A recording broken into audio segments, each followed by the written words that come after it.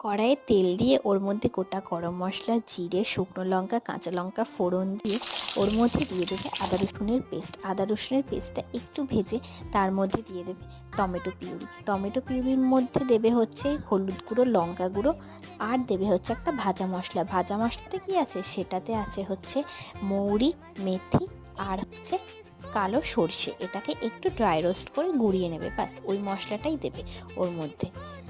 আর তারপরে দিয়ে দেবে পরিমাণ মতো চিনি। একটু কষিয়ে ওর মধ্যে জল ঝরানো টক দই দিয়ে ভালো করে নাড়িয়ে চাড়িয়ে মোটা মোটা করে কেটে রাখা পেঁয়াজ আর কাজু বাদাম দিয়ে দেবে। কাজু বাদামটা চাইলে তোমরা স্কিপও করতে পারো, বাট কাজু বাদামটা দিলে খেতে ভালো লাগে।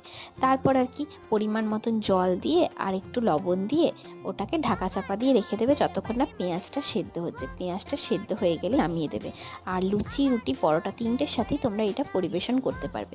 ট্রাই করে নিশ্চয়ই দেখো, আর ভালো লাগলে লাইক